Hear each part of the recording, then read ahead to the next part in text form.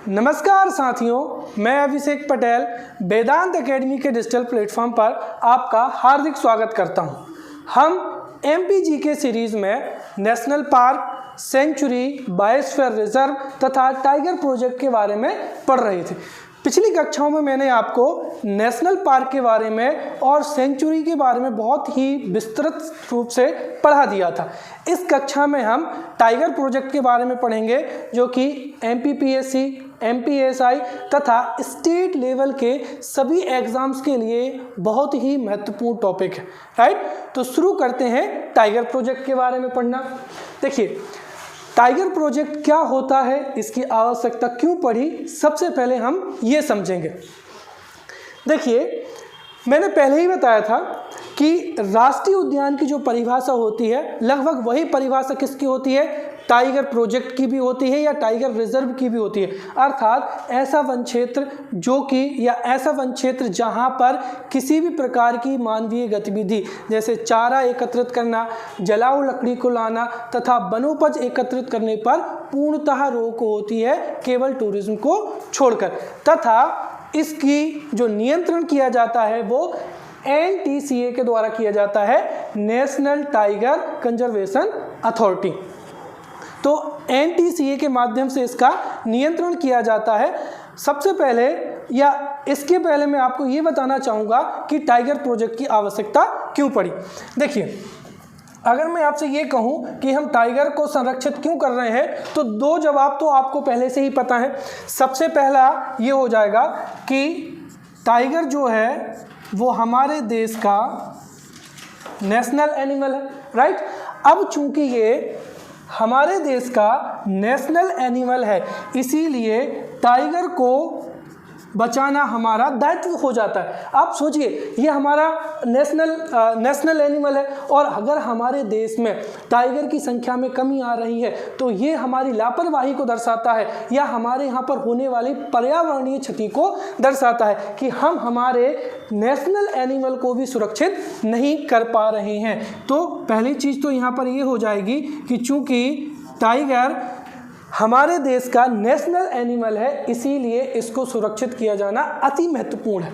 दूसरा सवाल यहाँ पर यह है कि देखिए, एक सर्वे में पाया गया है कि दुनिया के सभी लोगों का सबसे पसंदीदा जो जानवर है वह भी क्या है, टाइगर है। अर्थात टाइगर सबसे ज़्यादा पसंद किया जाने वाला जानवर है और चूंकि ये पसंद किया जाता है, इसीलिए जहाँ पर भी ये पाया जाता है लोग इसको देखने के लिए टूरिस्ट बनकर जाते हैं। अर्थात जिन भी टाइगर रिजर्व में या जो भी नेशनल पार्क में टाइगर पाए जाते हैं, वहाँ पर टूरिज्म की संख्या अधिकतर या ज़्यादा होती है, इसीलिए भी इसको सुरक्षित रखना जरूरी हो जाता है। तो दूसरा क्या हो जाएगा, इसका कारण हो जाएगा लोकप्रियता, कि सभी जीव जंतुओं में टाइगर सबसे अधिक पसंद किया जाता है, इसीलिए भी हमारा दायित्व बनता है कि उसको संरक्षित किया जाए।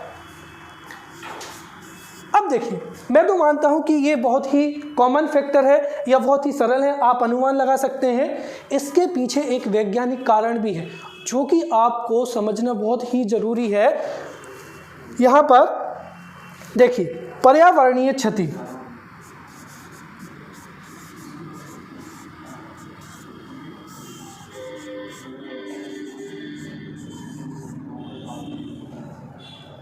देखिए, मानव जाति जिस तरीके से पर्यावरण का अविवेकपूर्ण तरीके से या अंधाधुंध तरीके से दोहन कर रही है, उस हिसाब से आने वाले कुछ दिनों में अधिकांश जो जातियां हैं, या तो उनकी संख्या बिल्कुल नगण्य होगी या फिर वो क्या हो जाएंगी, समाप्त ही हो जाएंगी। राइट, अब अगर हमें पर्यावरण को बचाना है तो पर्यावरण बचाने के कुछ पैमाने भी होते हैं और उस पर्यावरण की क्षति के आकलन में या पर्यावरण को बचाने के लिए दो पद्धतियों के नाम आपने सुने होंगे। जैसे यहाँ पर ए नंबर में मैं लिखता हूँ कि स्टोन स्पेसीज। देखिए, पर्यावरणीय संरक्षण में यह कहा जाता है कि जितनी भी की स्टोन स्पेसीज हैं उनको सुरक्षित रखना अनिवार्य होता है। तो सबसे पहले तो आपको ये पता होना चाहिए कि की स्टोन स्पीसीज क्या होती है।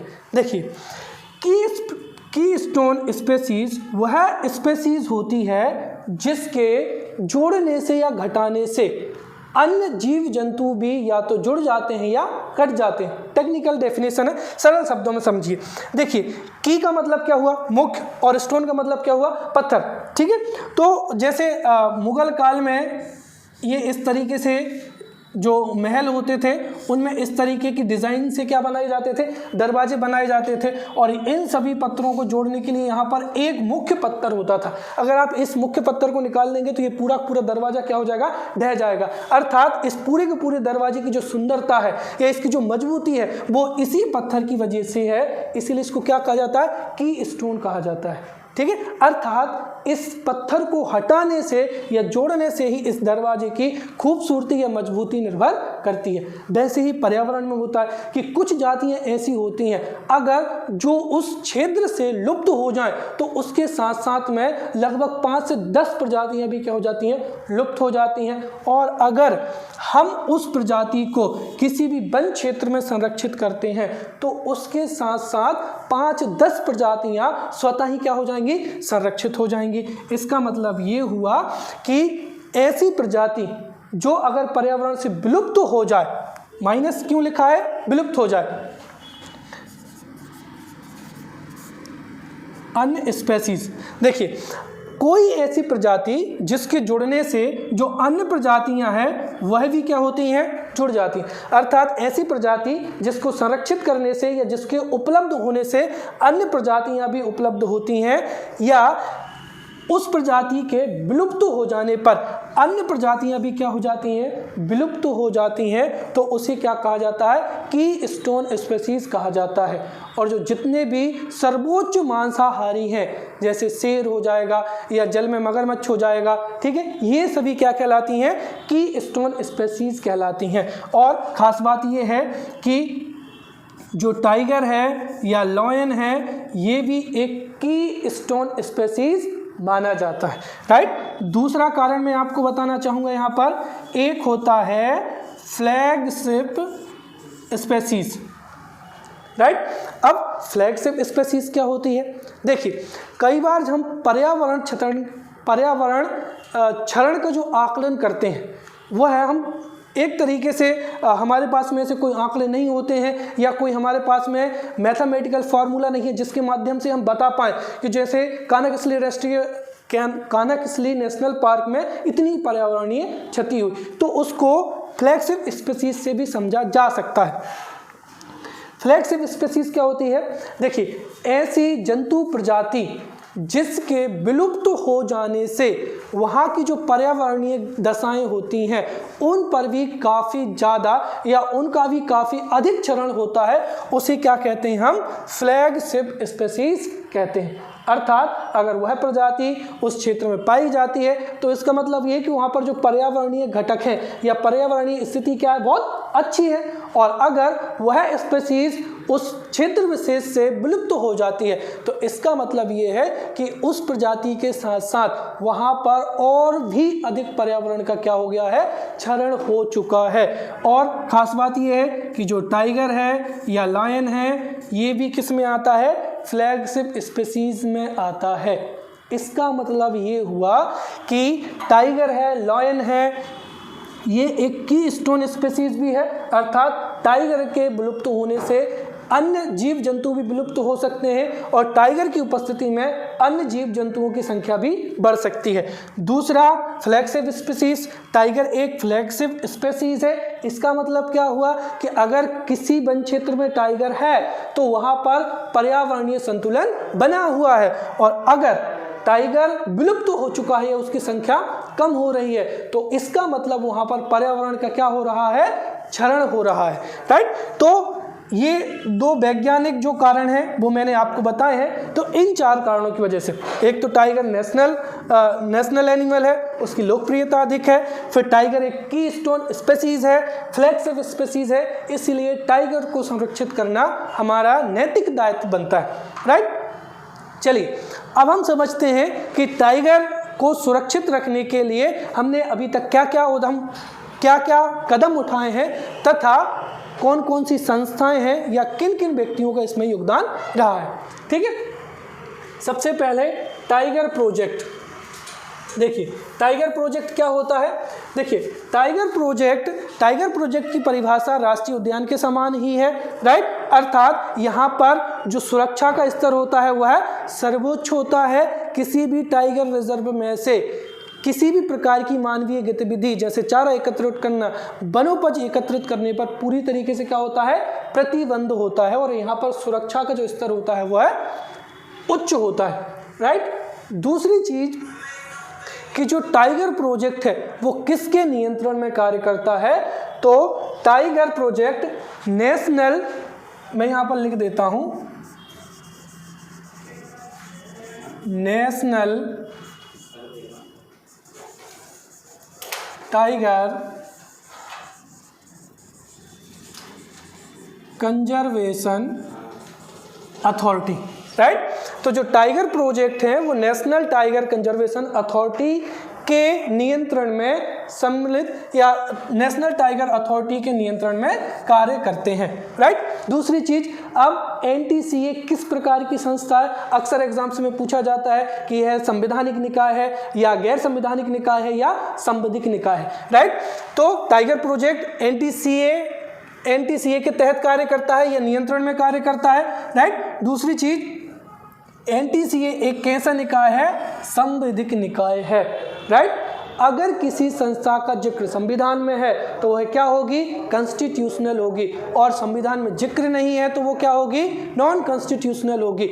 अगर किसी संस्था का गठन संसद कोई भी नियम या संसद कोई भी अधिनियम पारित करके उसका निर्माण करती है तो वह संस्था कैसी कहलाती है, संवैधानिक संस्था, जिसको अंग्रेजी में स्टैट्यूटरी बॉडी कहा जाता है।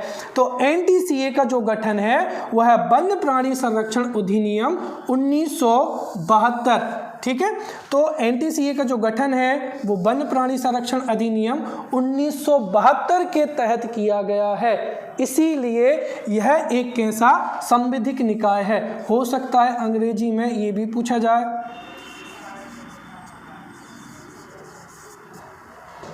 Statutory body, right. तो एनटीसीए एक संवैधानिक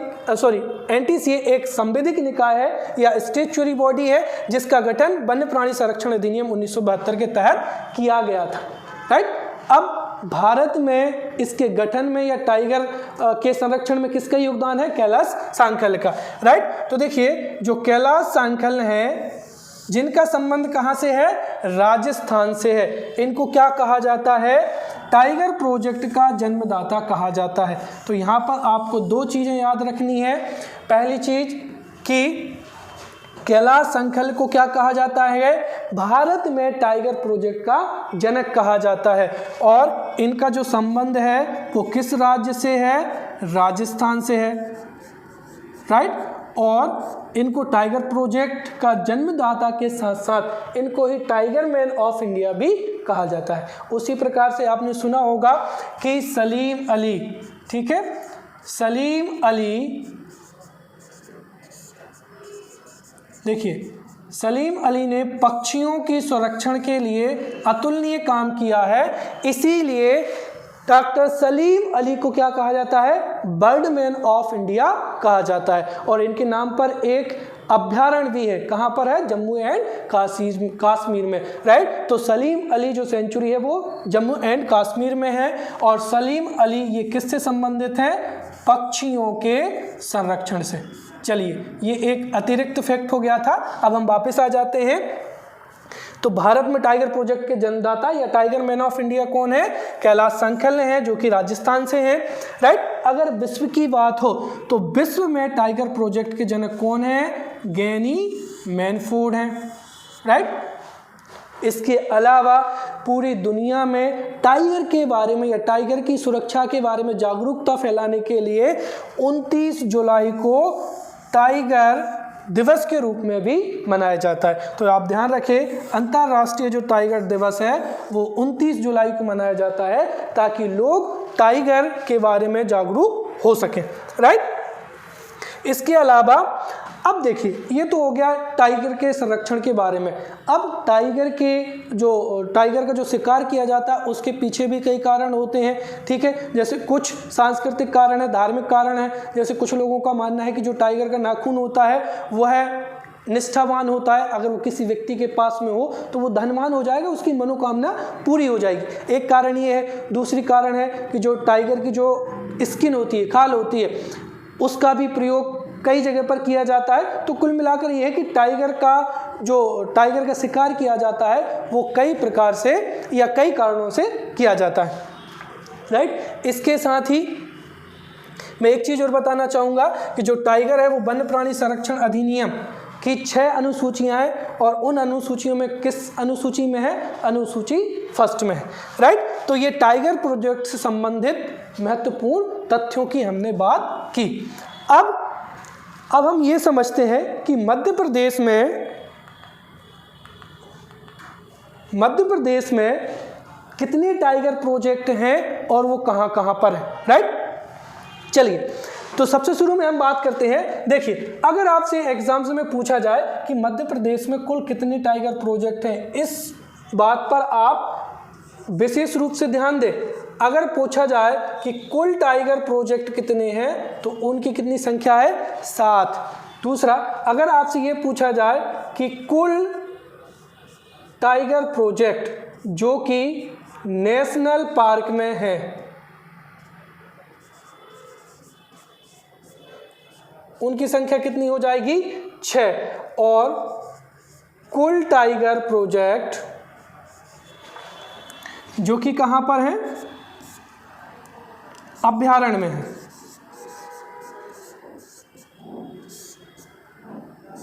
उसकी संख्या कितनी हो जाएगी?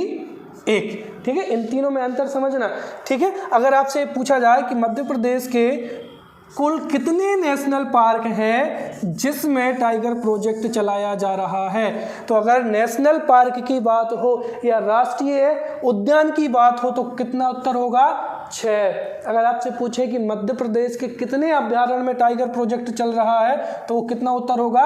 1। और अगर पूछा जाए कि कुल टाइगर प्रोजेक्ट कितने हैं तो 6 और 1 कितना हो जाएगा? 7। ठीक है, 3 चीजें क्लियर हुई। कुल राष्ट्रीय उद्यान 6, कुल अभयारण्य 1, और मध्य प्रदेश में कुल टाइगर प्रोजेक्ट कितने हो जाएंगे?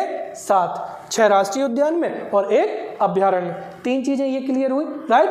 अब दूसरी चीज आपको ये याद रखना है कि किस राष्ट्रीय उद्यान में टाइगर प्रोजेक्ट है और किस में नहीं है। और दूसरी चीज, अगर किसी राष्ट्रीय उद्यान को टाइगर प्रोजेक्ट के रूप में जोड़ा गया है तो वह तिथि भी आपको याद रखनी है, जिसका मैंने यहाँ पर डिस्कशन दिया। तो कान्हा-किसली राष्ट्रीय उद्यान पहला राष्ट्रीय उद्यान था मध्य प्रदेश का, जिसकी स्थापना 1955 में हुई थी। और इसके साथ ही कान्हा-किसली पहला राष्ट्रीय उद्यान है जिसमें टाइगर प्रोजेक्ट भी शुरू किया गया। तो कान्हा-किसली में टाइगर प्रोजेक्ट की शुरुआत कान्हा-किसली में कब हुई? 1974 में, राइट। दूसरा हो जाएगा पेंच राष्ट्रीय उद्यान में कब शुरुआत हुई? 1992 में। फिर क्या हो जाएगा? बांधवगढ़ राष्ट्रीय उद्यान 1993। उसके बाद में पन्ना 1994। उसके बाद में क्या हो जाएगा? सतपुड़ा 1999। और उसके बाद में सबसे आखिरी में क्या हो जाएगा? संजय गांधी 2008। अगर आपसे ये भी पूछा जाए कि मध्य प्रदेश में या मध्य प्रदेश का पहला राष्ट्रीय उद्यान जिसे टाइगर प्रोजेक्ट में जोड़ा गया कौन सा हो जाएगा? कान्हा-किसली। मध्य प्रदेश का अंतिम या नवीनतम राष्ट्रीय उद्यान जिसे टाइगर प्रोजेक्ट में सम्मिलित किया गया क्या हो जाएगा? संजय गांधी। क्योंकि संजय गांधी के बाद में अभी वर्तमान समय में किसी भी राष्ट्रीय उद्यान को टाइगर प्रोजेक्ट के रूप में नहीं जोड़ा गया, राइट। तो ये 6 क्या हो जाएंगे? राष्ट्रीय उद्यान हो जाएंगे। कान्हा-किसली, पेंच, बांधवगढ़, पन्ना, सतपुड़ा एवं संजय गांधी। इसके साथ ही मध्य प्रदेश में एकमात्र अभयारण्य जिसमें टाइगर प्रोजेक्ट चलाया जा रहा है वो कौन सा हो जाएगा? रातापानी। और रातापानी जो अभयारण्य है वो कहाँ पर है? रायसेन में है, और जिसे 2013 में टाइगर प्रोजेक्ट के रूप में जोड़ा गया था, राइट। बाकी का मैंने आपको कान्हा-किसली के बारे में बहुत डिटेल से समझाया था। तो जो 6 के 6 राष्ट्रीय उद्यान है और एक अभ्यारण्य, इनके बारे में मैंने डिटेल में बताया था। आपको यहाँ पर विशेष रूप से इनके सन याद रखने हैं कि कब किस राष्ट्रीय उद्यान को कितने वर्ष में या किस वर्ष में टाइगर प्रोजेक्ट के रूप में जोड़ा गया। तो एक बार वो देख लीजिए, कान्हा किस लीग को जोड़ा गया 1974 में, पेंच को 1992 में, बांधवगढ़ को 1993 में, पन्ना को 1994 में, सतपुड़ा को 1999 में और सबसे आखिरी में संजय गांधी 1999 और रातापानी 2013। तो ये हमने यहाँ पर टाइगर प्रोजेक्ट के बारे में समझ लिया है। इसके साथ ही मैंने अभ्यारण्य में बताया था कि कुछ विशेष जानवरों को भी संरक्षित किया जा रहा है, जैसे सोन चिड़िया या जिसको गौड़ावन भी कहा जाता है या उसको गोल्डन बर्ड भी कहा जाता है या ग्रेट इंडियन बस्टर्ड, ये 4 नाम है, सोन चिड़िया, ग्रेट इंडियन बस्टर्ड, गौड़ावन या गोल्डन बर्ड। इसका संरक्षण सरदारपुर धार, ठीक है, और करेरा सुप्री में किया जा रहा है। उसी तरीके से खरमोर पक्षी हो जाएगा और उसके साथ में क्या हो जाएगा, चंबल का घड़ियाल का संरक्षण भी किया जा रहा है, सोन चिड़िया का संरक्षण, खरमोर पक्षी का संरक्षण और गाय का संरक्षण। तो ये इनके बारे में मैंने पिछली वीडियो में बता दिया था। तो यहाँ पर शायद मैंने आपको गलत बता दिया, एक मिनट, ये सोन चिड़िया का जो है, सोन चिड़िया, हाँ, घटी गांव, ग्वालियर और करेरा, तो वो एक दूसरा निकल गया था, माफ़ी चाहता हूँ, राइट। तो सोन चिड़िया गोल्डन बर्ड का जो संरक्षण है वो घाटी गांव अभ्यारण्य जो कि ग्वालियर में है और करेरा अभ्यारण्य जो कि शिवपुरी में है, वहाँ पर किया जा रहा है। फिर उसके बाद में क्या हो जाएगा, खरमोर सरदारपुर अभ्यारण्य धार में और सैलाना अभ्यारण्य रतलाम में, फिर उसी तरीके से घड़ियाल और क्या हो जाएगा, गाय का संरक्षण भी किया जा रहा है। तो अब अगली कक्षा में हम बायोस्फीयर रिजर्व के साथ बारे में पढ़ेंगे।